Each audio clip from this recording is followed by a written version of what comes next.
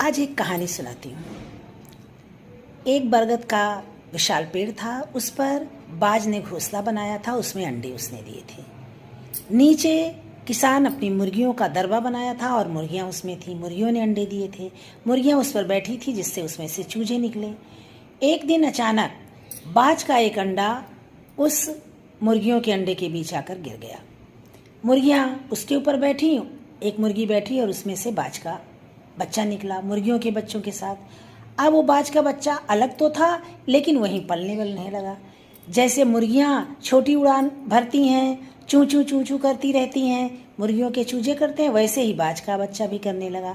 धीरे धीरे समय बीतता रहा और बाज इतना ऊंची उड़ान भर सकता है, शक्तिशाली होता है, ये बात उसे मालूम नहीं थी, क्योंकि जिसकी संगत में वो रह रहा था, वो जैसी क्रियाकलाप करते थे वैसा ही वो बाज का बच्चा करता था।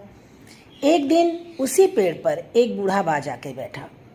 उसने देखा ये तो युवा बाज है जो युवा अवस्था की तरफ बढ़ रहा है और इन मुर्गियों के बच्चों के साथ क्या कर रहा है। इसकी उड़ान भी बहुत थोड़ी है। वो नीचे आया और उसने बाज के बच्चे से कहा कि तुम इनके साथ क्या कर रहे हो, तुम तो ऊंची उड़ान भर सकते हो, तो ये छोटी छोटी उड़ान क्यों भर रहे हो, तुम आकाश की ऊंचाइयों पर उड़ो। उसने कहा मुझसे ये नहीं होगा, मैं तो हमेशा ऐसे ही करता आया हूँ। बूढ़े बाज के कहने पर उसने उड़ान भरने की कोशिश की, लेकिन थोड़ी दूर जा कर के वो लौट आया, ज़्यादा ऊंचाई पर नहीं गया। बूढ़े बाज को पता चल गया कि ये जिनकी संगत में रहा है वैसा ही हो गया है। अब इसकी शक्ति को मुझे ही कुछ करके जागृत करना होगा। उसने क्या किया, अपनी चोंच में उस युवा बाज को पकड़ा और एक पहाड़ी के ऊपर ले जा कर के छोड़ दिया, वहाँ से हट गया।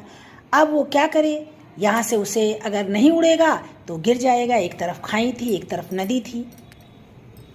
आखिर में दूर बैठा वो बूढ़ा बाज कह रहा था, उड़ो, यहाँ से अगर तुम्हें निकलना है इस कठिनाई से तो तुम उड़ो।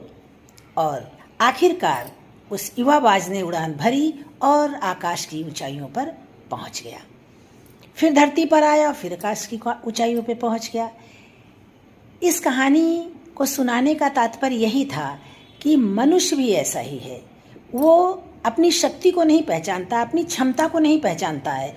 वो सोचता है मैं ये काम नहीं कर पाऊंगा, किसी काम को करने से पहले ही हताश हो जाता है। और संगति का असर भी बहुत बड़ा होता है। व्यक्ति जैसी संगत में रहेगा वैसा उसका स्टेमिना हो जाता है। अगर ऐसे व्यक्ति के साथ हो जो उसे मोटिवेट करते हैं तो अपनी शक्तियों को पहचानता है और अपनी मंजिल पा